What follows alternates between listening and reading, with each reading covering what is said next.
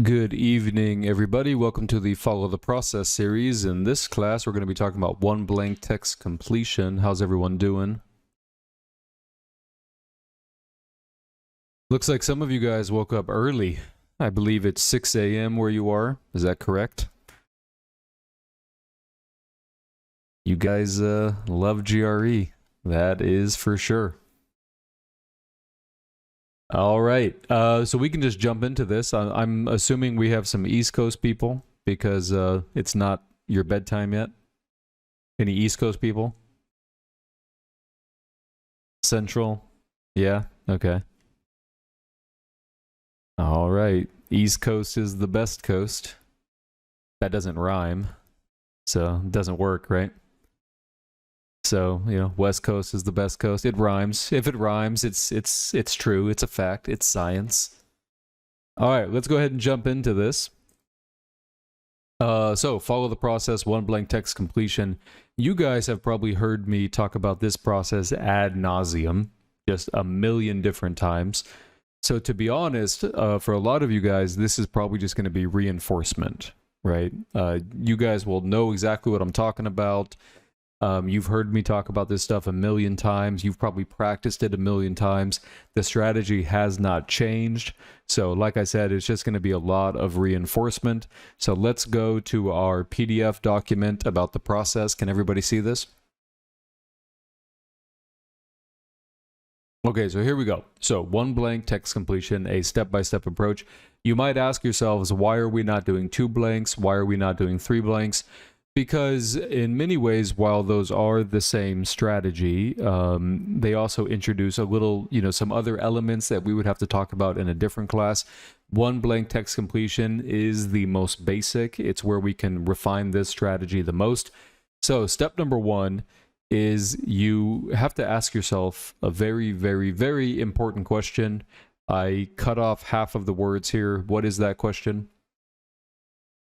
Perhaps the most important question. Yep, support or contrast. This is step number 1. Okay, that is the question. Support or contrast. Step number 1 is not necessarily to read the sentence or try to figure out what it means. A lot of times I'll tutor people and I'll say, what's the first thing you do when you come across a text completion question? And they kind of look at me like I'm an idiot.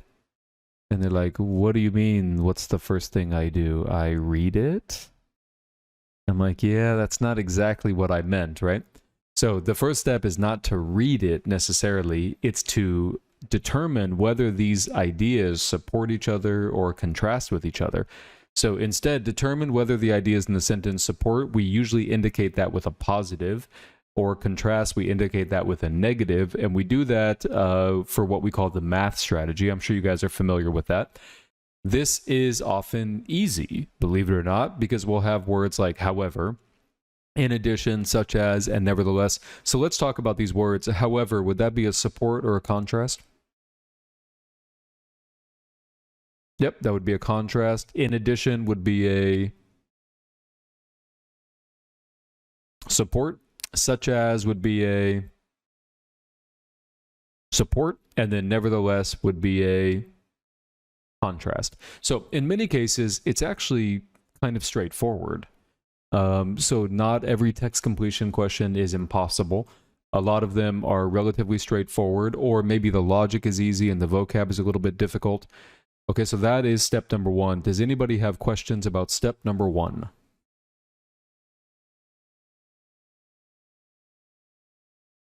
Okay, going once. Going twice. All right, step number 2. I don't see those words. What now? Checkmate. Where are these words?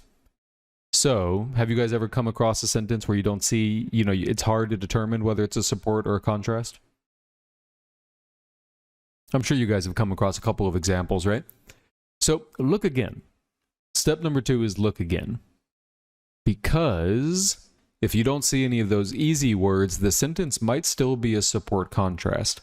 For example, you might see a word like actually, or in fact, or mystery, or ironic, or misleading, all of which can indicate a contrast, right?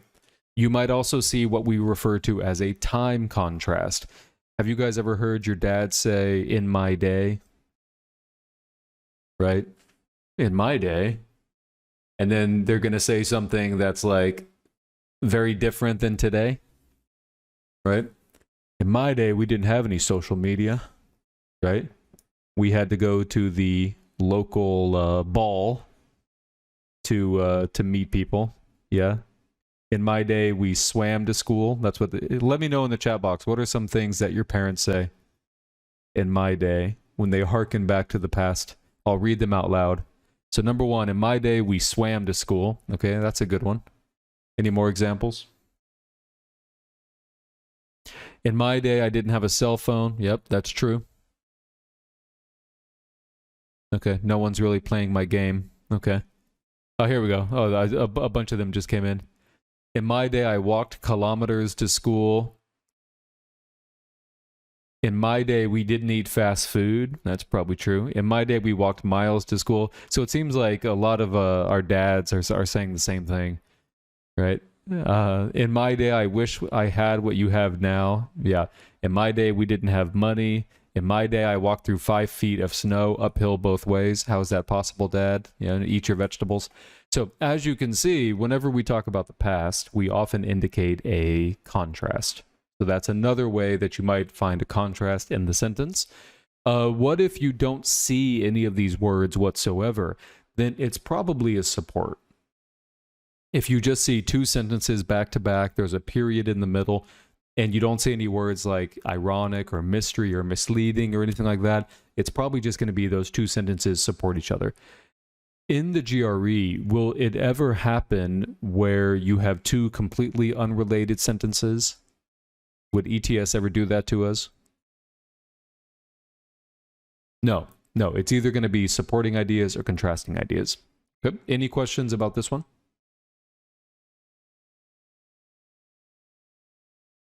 Okay.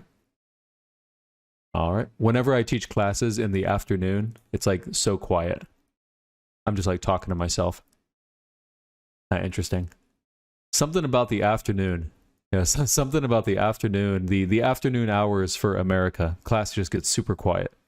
But in the morning and the evening, we're super into it. We're super into it. Yeah, I think because it's really early in India, and then I think in America, people are getting off work at this time, kind of tired. All right. Now, there's a mistake that a lot of people make. They identify a support or a contrast, but they lose sight of what the mission is. So the mission, why do we even identify a support contrast is because we want to figure out the blank. That's the goal. The blank is the key. So these sentences can have many supports or contrasts. You might find like 3 or 4 different contrasts, 3 or 4 different supports. Our job is not to find all of those. Instead, we want to find whether the blank is supporting or contrasting a word, phrase, or idea in the sentence. So for example, if you see the word but, B-U-T, you might immediately deem the sentence a contrast. But does that but actually help you with the blank? That's an interesting sentence I just said. And it would sound even more interesting if you didn't have it written out in front of you. So I'll say it again. But does that but actually help you with the blank?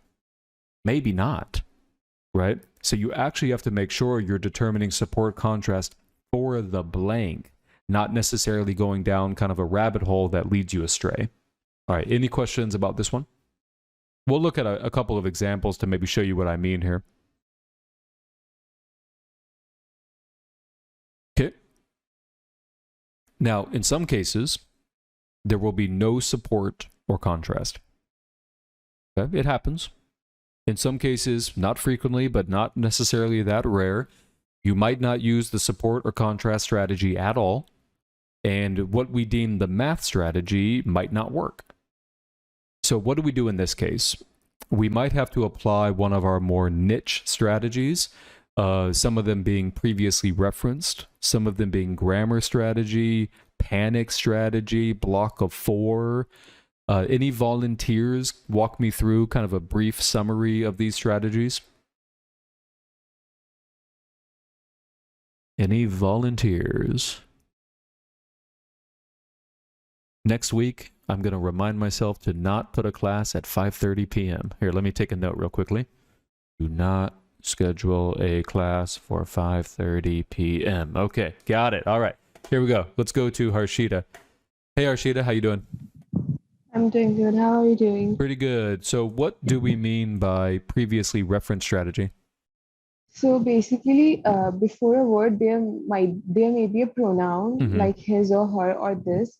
So we can use that pronoun to go back to the previous sentence and see what the sentence is talking about. Right. So it's not really logic, as in two ideas go against each other or two ideas support each other. It's literally just reusing a word, right? Right. Yeah. Okay, good. How about what do we mean by grammar strategy? So in grammar strategy, we actually look at the blank and try to figure out whether it's a verb or an adjective. Mm-hmm. And And why does that uh, help and us? it actually breaks the sentence. uh, and if there's a word, like if it's an adjective, we can figure out like adjective is basically in prepositional phrase, so we can figure out like what the word is gonna be. It kind of helps us. Yeah, it kind of helps us with the usage, right? Like let's say Right. for example, the blank is an adjective describing a person. Well, that means whatever word we choose has to be a word that actually describes people, right? So, for Right. example, a word like expensive wouldn't make sense because it doesn't make sense to say that somebody's expensive. You know, something like that, right? What about Mhm. panic strategy? What do we mean by that? I don't remember actually. I remember block of four. Okay, how about block of four? So if there are two contrasting words, say men and women, Mm-hmm. yes, and if for men it's given happy or sad, then we can find a contrast for women. Yeah, it's like if we had to create kind of a stupid example, you would say like Yeah, you would say old people are rich, young people are not rich. yeah poor, and again, it doesn't have to be true or not true. That's just kind of the logic of it, right? And you might even claim that that's kind of a support contrast. In a way it is, because they're contrasting old people and young people, but it's a little bit more hidden, so we tend to kind of divide it into its own strategy. Okay, thank you so much. Does anyone want to talk about panic strategy, by the way? Anyone know what panic strategy is? Okay, we have a Tosin. Hey Tosin, what's panic strategy?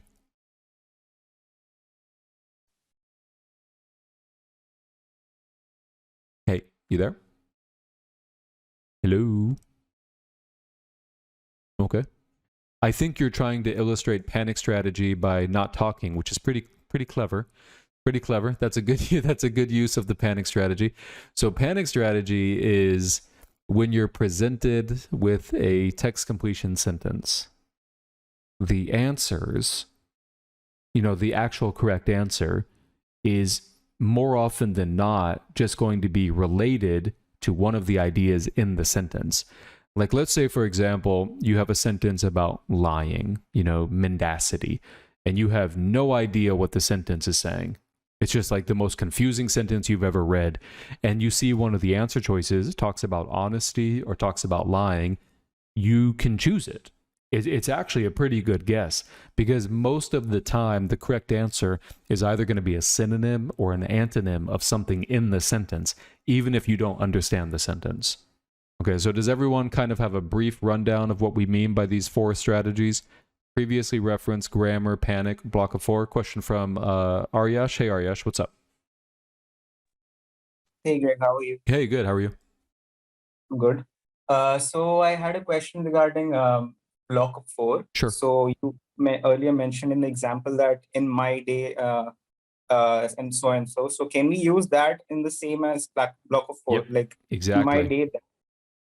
So can we say that time contrast can be related to block of four? 100%. Yeah, time contrast is a specific application of block of four, because you would say the past and the present, or the past and the future, or the present and the future. So, and that almost always indicates a contrast. So yeah, you could definitely use that for sure.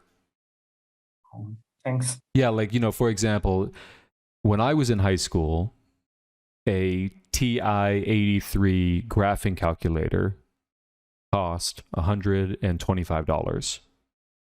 Nowadays, go ahead and finish the sentence. It is cheaper. It's actually still $125, which is amazing that Texas Instruments can still do that after 30 years. I don't know how they do that. You know, for some reason, laptops and computers have gotten extremely cheap, but the TI 83 Plus is still $125. But yes, in most cases, in the vast majority of cases, you would be correct. The calculator is cheaper. I don't know. If you had to go to high school in America, you know exactly what I'm talking about. You had to buy one of these TI 83 Pluses. The thing has not changed price in like 40 years. It's been $125 for 40 years, which doesn't make any sense at all because we now have like amazing computing technology for almost nothing. But anyway, last step, guess the blank. A big mistake that a lot of people make is they're very eager to go to the answer choices. I don't recommend this because you can fall into traps. And it tends to work for easy and medium questions. You just go to the answer choices, plug in the words one by one, and the easy and medium questions you usually get correct. So it gives you kind of this false sense of security, like, oh, this is a good strategy. But whenever the questions get hard, you'll find that it fails or actually actively works against you. Okay, so once you've done all the heavy lifting, logically speaking, it's now time to put your own word in the blank before looking at the answer choices. This forces us to justify our answers using reasoning. Once you've guessed the blank, then you can go to the answer choices. Always eliminate first and slowly whittle down the choices until there's only one standing. So for the rest of class, we're just going to be looking at a lot of examples. Does anybody have any questions about this process? Any questions? All right, let's go to the PowerPoint. Here we go. Oh, question from Siddharth. Hey, Siddharth, what's up? Hello. Hey. Hello, good morning. Greg. Morning. I had a question, like there are often times when I'm not able to, find a suitable word for the blank. Even when I know like what the idea is or what it's contrasting or what it's supporting, there are times when I'm not able to find a suitable word. Can you just say positive, negative? Because that's better than nothing. Like, let's say, for example, you know the word has to be a positive word. Then you can go to the answer choices and eliminate all the negative words, right? Okay. Yeah. Okay, yeah. So that's one way to think about it. Another way to think about it is just skip the question. You know what I mean? I mean, it's like let's imagine it's a real test. You're having trouble guessing the blank. Don't linger there and just kind of like force your brain to think of something. Just go, I'll come back to it. And maybe when you come back to it, it's obvious. Okay. Does that make sense? Yeah. Mm-hmm. Yeah, thank you. Somebody in the chat box says, can I explain panic strategy again? Yeah, so panic strategy basically means you choose an answer choice that's either a synonym or an antonym of something in the sentence. For example, let's say the sentence uses the word, I don't know, profligate. So what is a synonym of profligate?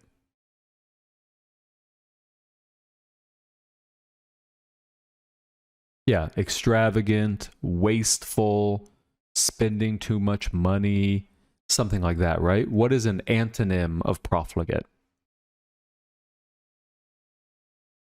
Frugal, Spartan, austere.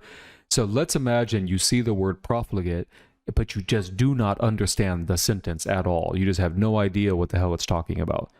So instead of like lingering on it and trying to like rack your brain to figure it out, just go to the answer choices and choose either a synonym or an antonym of profligate. So that's what we call the panic strategy. Does that make sense in the chat box, the person who asked about it? Okay, cool. Somebody in the chat box says, if we come across the word mystery or the word ironic, would that indicate a support or a contrast? What do you think? Yeah, those indicate contrast. Like it's a mystery, it's a paradox, it's ironic. So that means the two ideas are going to go against each other, are going to defy expectation. Okay, so let's go to the PowerPoint now. Can everyone see this? Okay, so let's go ahead and look at a question. And we're going to start it off a little bit easy, but remember, we don't really care about the difficulty of the question. We care much more about the process. So everyone, go ahead and take a picture of this. This is a question from the official GRE Verbal Reasoning Practice Book. I'll give you guys about maybe 10, 15 seconds to take a picture.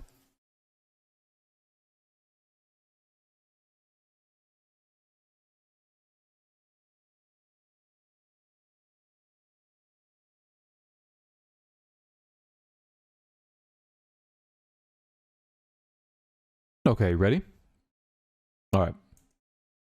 So whenever you go through this process, the first thing you want to identify, is there a clear support contrast that allows us to get the blank? So in other words, can we use the math strategy? So what do you guys think? In this problem, can we use the math strategy? Okay, we have a volunteer, Jacqueline. Go ahead, Jacqueline. You can raise your hand again if you want. Hey, what's up? I would say yes, you can use the math strategy here. Okay, and then what word signaled that for you?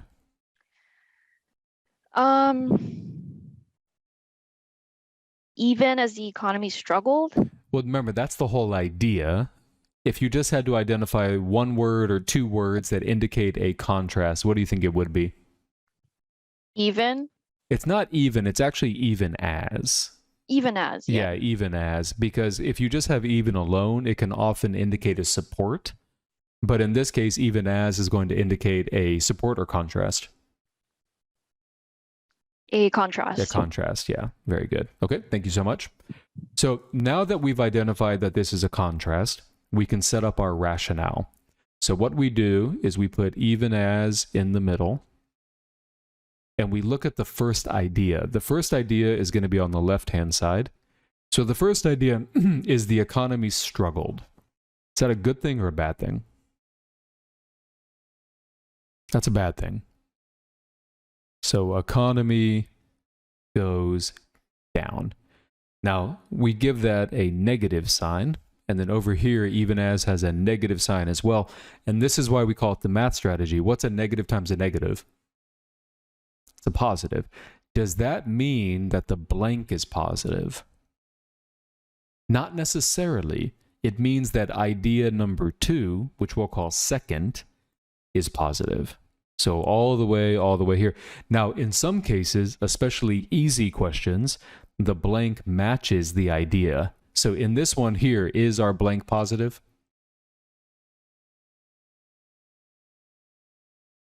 What do you think? So if you actually look at the grammar, we have the word outlook, which means kind of like a viewpoint, and then we have the blank. Do you see any words before the blank that would change the logic?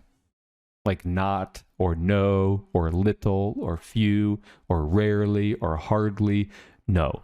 So what that means is the blank matches the idea, which means the blank here must be positive.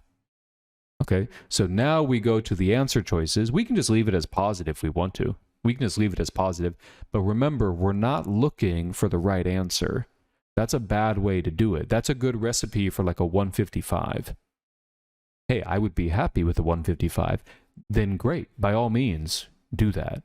But if you're trying to get into the 160s, you have to really start focusing on negative, on like the wrong answers. So we know that the correct answer has to be positive.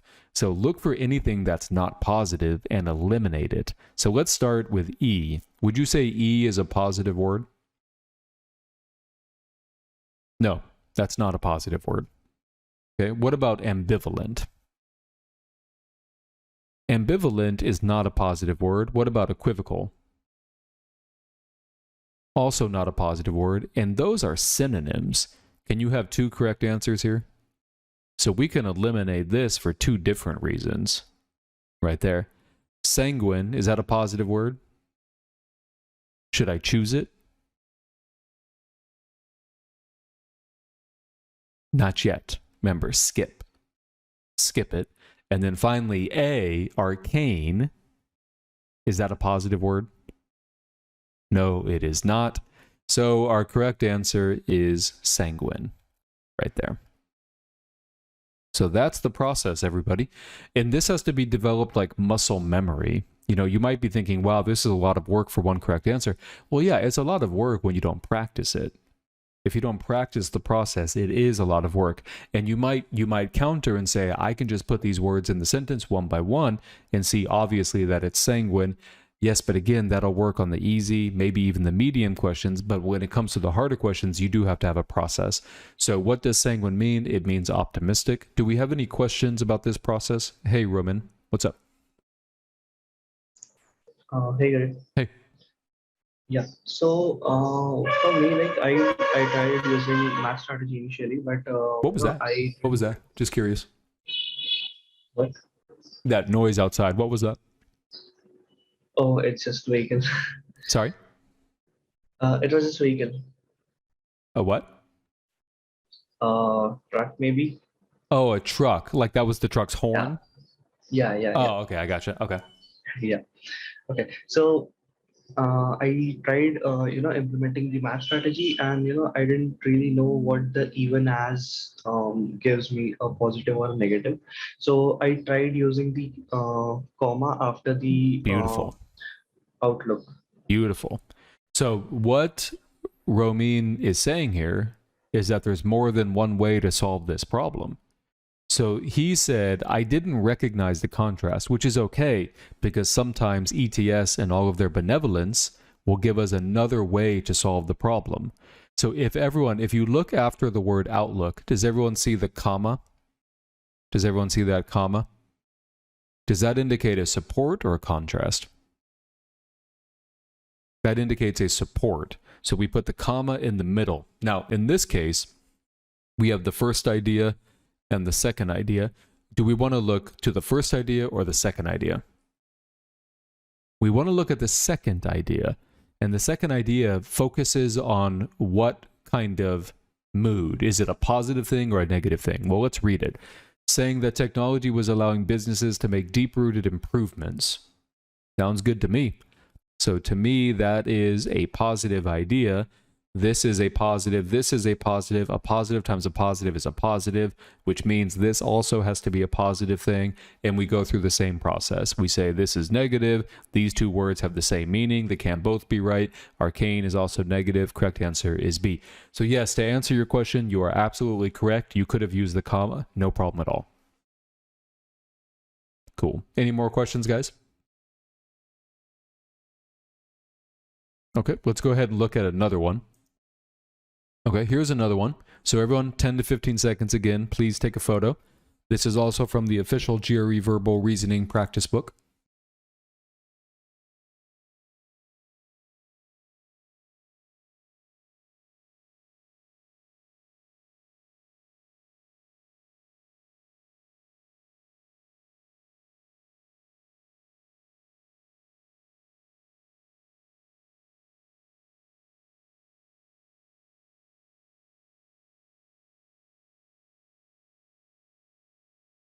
Okay, what I want you guys to do is fill this out on your paper. Obviously, you don't have to, like draw the lines or anything, but just kind of answer these questions on your paper to the best of your ability. I'll give you guys maybe about, 90 seconds or so.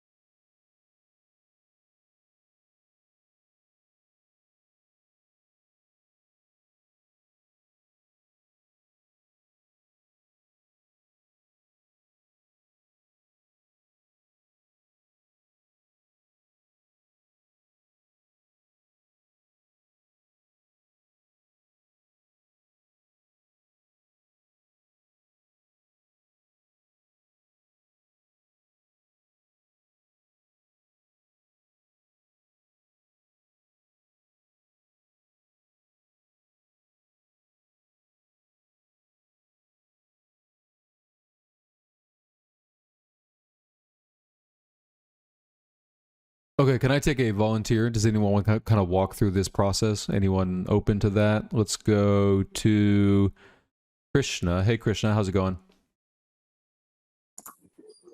Hey, Greg. Hey. Yeah, actually, I looked into button on the contrary as a -1 and used the Okay, math so you're strategy. saying we can use the math strategy. And Yes. the words that indicated that were going to be but, and you But. also focused on what, on the contrary? Is that what you said? Yeah. Okay, now here's a question I have for you. Whenever an author does but and on the contrary, do those ideas cancel out?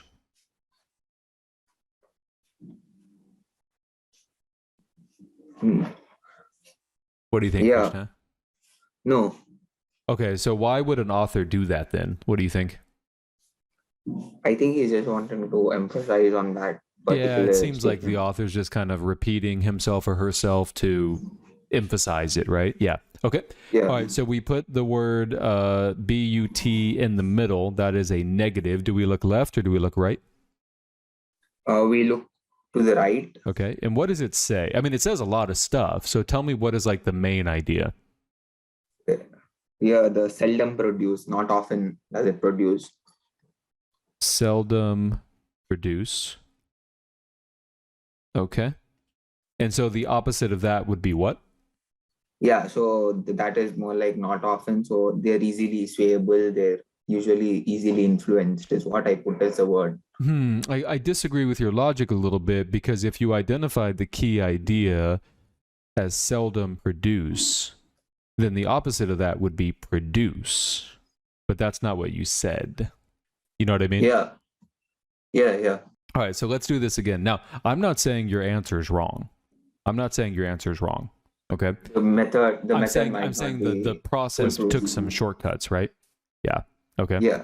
All right. So here we go. Let's go to the second idea. What is the main idea of the second idea?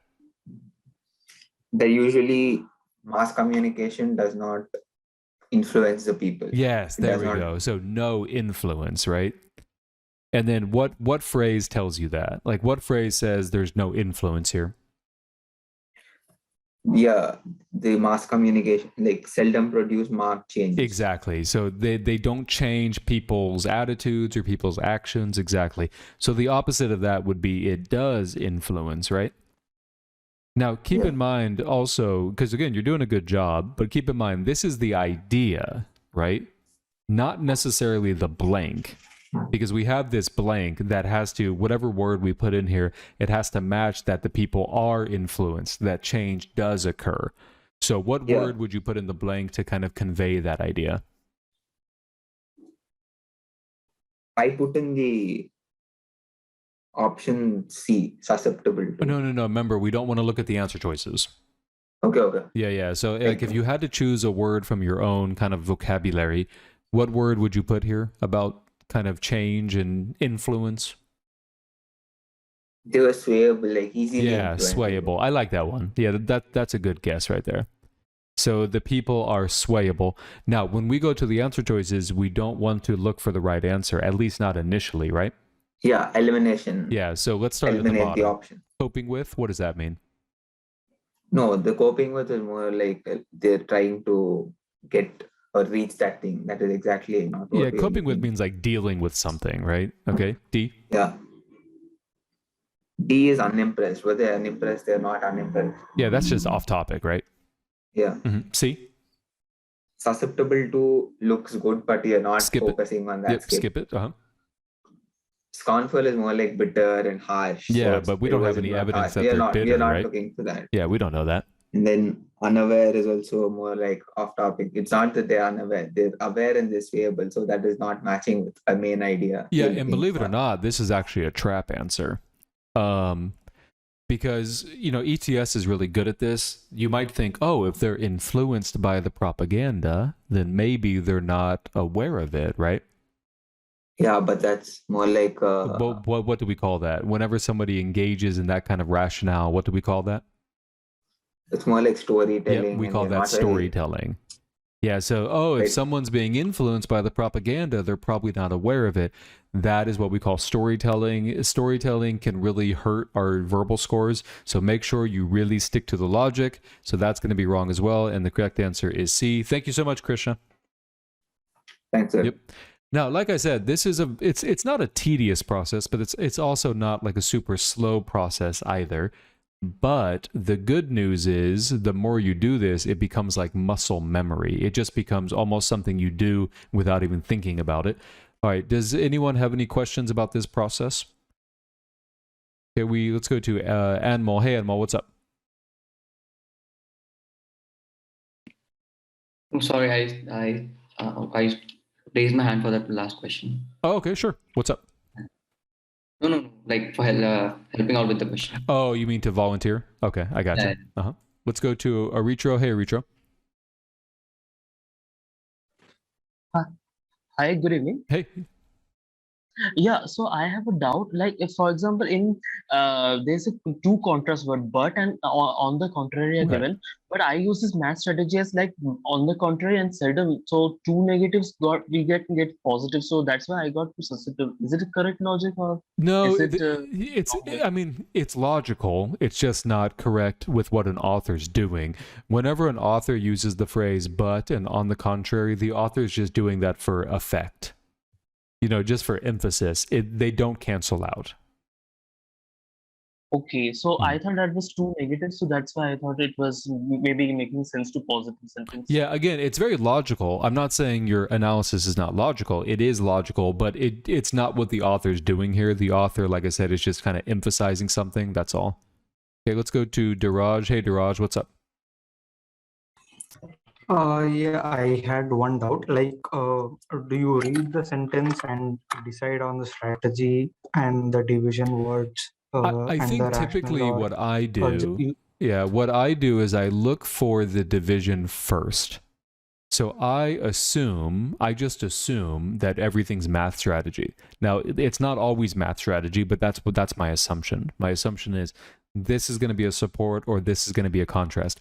Now, that doesn't always work out, but that's my starting point. Whenever I can't find a clear support or contrast that helps me get the blank, I then start analyzing other portions of the question to see if I can apply a different strategy. In fact, let's actually look at an example together. So here's an example right here. So everyone go ahead and read this and tell me if it's a support, contrast, or something else. And I'll take a volunteer for this one.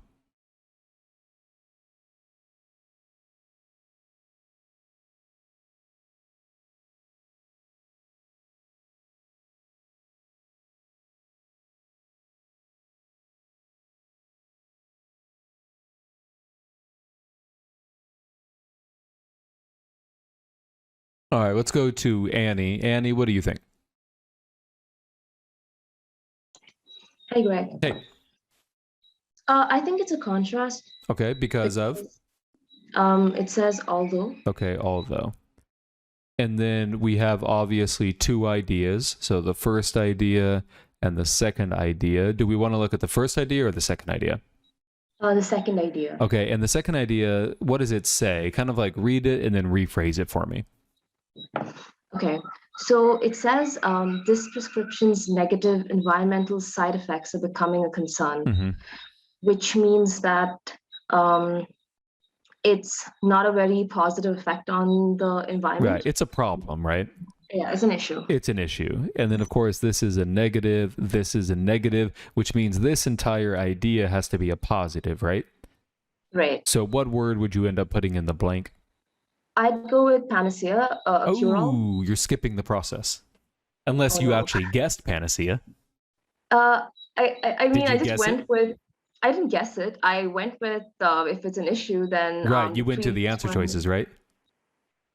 No, I went with what was the opposite of a problem. So a cure-all would have been the opposite of I know, problem. but like, what did you guess here is my question. A positive. Okay, so you like just put the word positive. Okay, Yeah. fair enough. And then remember, but I feel like you're skipping steps.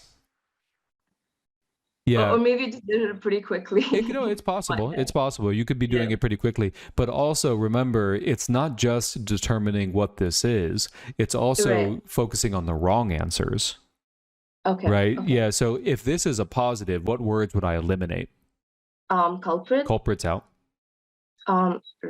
Recipes out. That's neutral. Yeah. That's neutral. Refuge, I guess. No, refuge is a good thing. If I give you refuge, I just saved somebody. Okay, but isn't it like kind of out of context for this? Yeah. Do you see how you're skipping steps though? That's my point. Do you see? Okay. Yeah. Because like when the questions get like super difficult, like yeah, that's where this is when it backfires, right? I know. Yeah. I know. So if we were just doing the process, we're eliminating anything that's not positive. We crossed out culprit, we crossed out recipe, and we crossed out what? Explanation. Yeah. So both of these are positive. So what that means is we have to do something else. And this is where another strategy comes into play. Do you know what that strategy is? Take your time. You can read the sentence. I'm not saying you have to come up with it immediately. Although economy growth is conventional, is the dash already. So, which means that, okay, I'm not sure if this is right, but I noticed that it says are becoming a concern, which means that the previous blank is something that's established and is definitely a solution.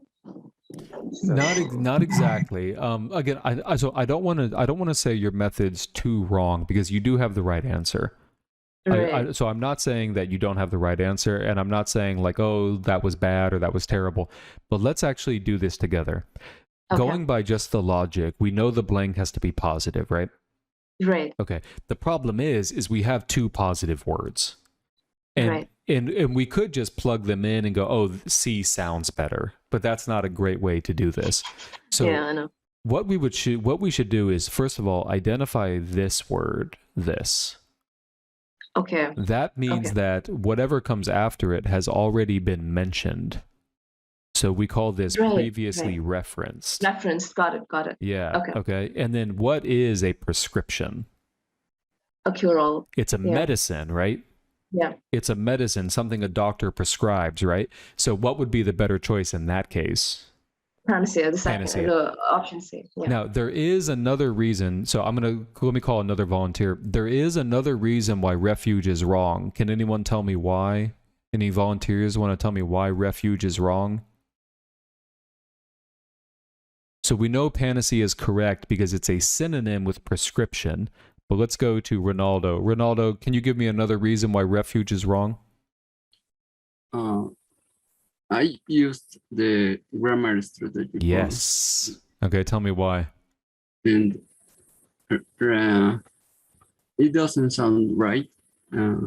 That's not really grammar strategy. That's kind of using the ear. Oh, yes. Yeah, using the ear is probably not the way you want to approach it. Oh, I don't know how to explain this. But okay, I can take another volunteer you want, or do you want to give another shot? Oh, I want to give. Sure, go for it. You cannot give refuge for poverty. Yes, exactly. Negative. From a usage point of view, you cannot protect poverty. It doesn't make any sense, right? You can protect people. You can provide refuge for people running away from something, like from war. That's where the word refugee comes from, right? But you cannot give refuge to poverty. In fact, if you were to do that, that is a negative thing. So yes, Ronaldo, you are correct that from a usage point of view, this doesn't really make sense. So good job. Okay, so cool. I thought you guys did a good job there. Any questions about this one? Let's go to Diraj. Hey, Diraj. So following with the previous question, like what would we suggest? Like scan for the division words, assuming it as math strategy, follow your process, or? Yeah, so I can actually walk you through a process. So let's say I come across this question right here. So I want everyone to read this and then we'll do it together. Okay, so everyone go ahead and read this for about a minute or so. Think about how you would apply the strategy and then we'll do it together.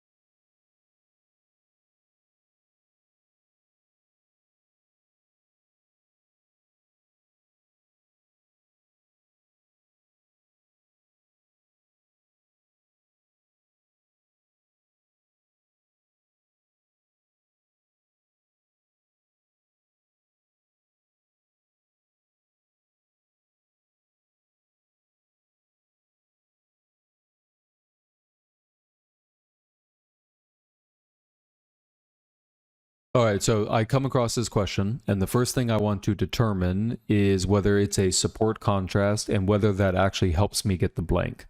So, is it a support contrast? Yes, it is, because of the word contrast. Or sorry, because of the word although. All right, so we put the word although in the middle. That's a negative. Over here we have our first idea, and over here we have our second idea. Do I want to look at the first idea or the second idea? The second idea, and keep in mind, there's a lot of words I don't really care about here. Like, do I care about fear and aggression? No. That could say apples and oranges. Physiologically, psychologically, don't care about that either. Really, the only thing I care about is this idea that they are separate. Now notice, I don't actually use the word distinct. Why do you think that is?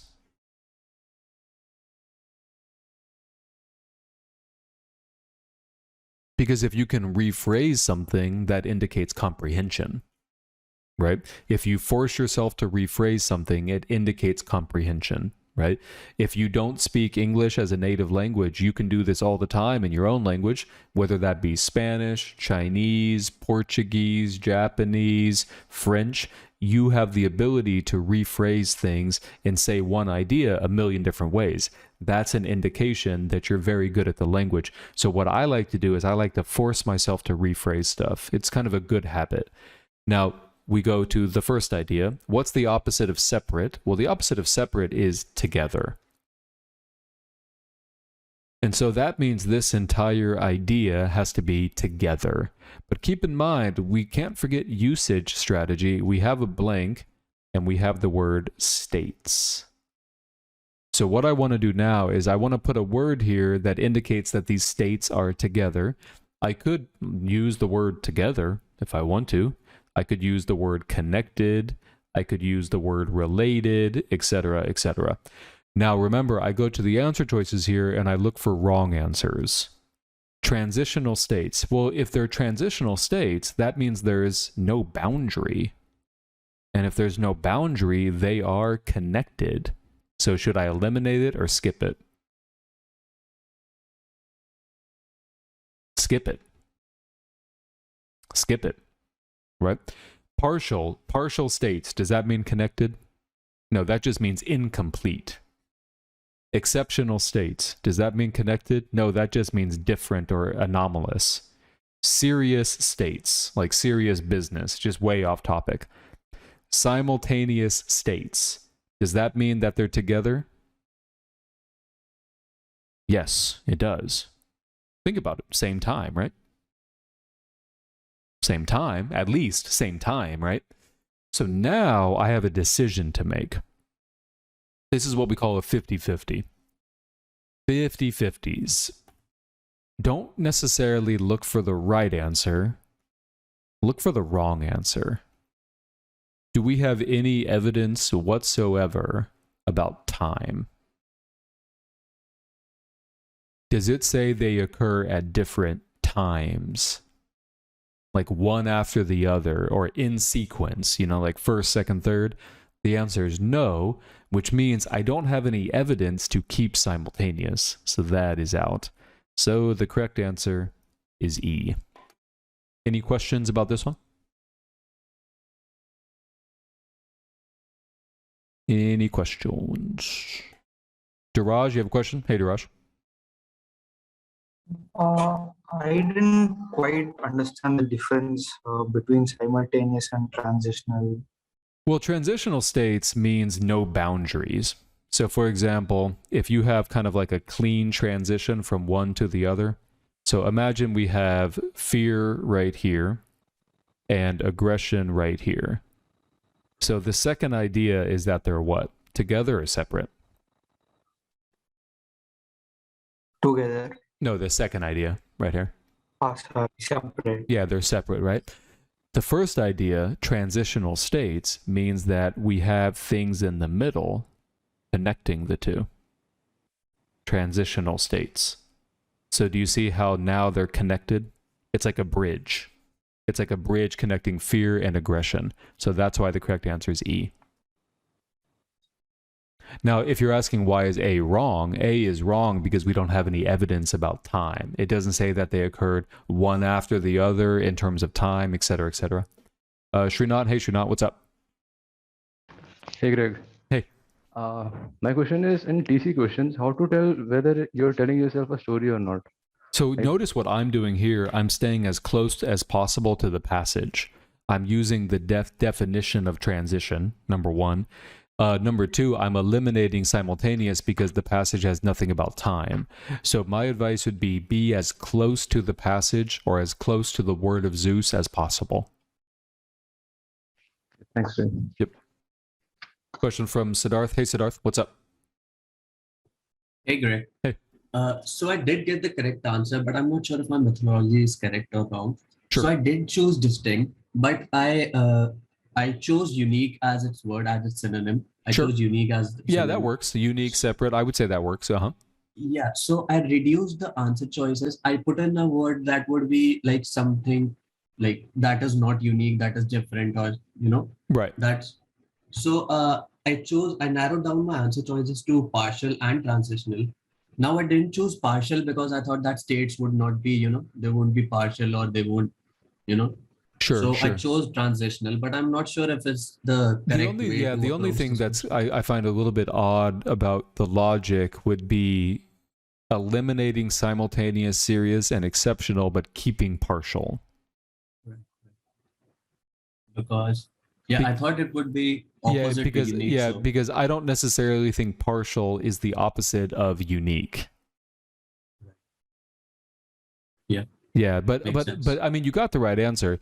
And at the end of the day, when we do get the right answer, even if our logic is not absolutely perfect, as long as we're still exhibiting a process and we're still trying to approach these logically, you will see, in my opinion, improvement. Okay, so let's go ahead and look at one more. Okay. So remember, don't necessarily read this. Don't necessarily read it.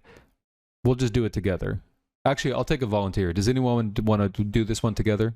I'll just ask you some questions and we'll kind of do it together. All right, let's go to Harshita. Hey, Harshita, what's up? Hello? Hey, how are you?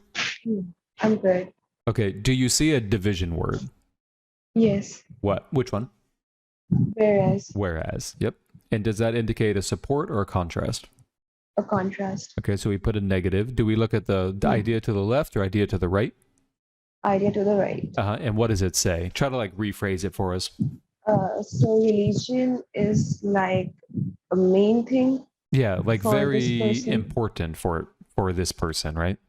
Yeah. Very important. And the opposite of that would be what? Not important is important. Not important. And that's what we can put in the blank, right? Which answers are wrong here? Foreseeable is wrong. Mm-hmm. Sincere is wrong. Sincere is definitely wrong. Mm-hmm. Yeah. Indecorous is wrong. Yep, that's wrong as well. And palpable, I feel like it's wrong. Do you know what it means?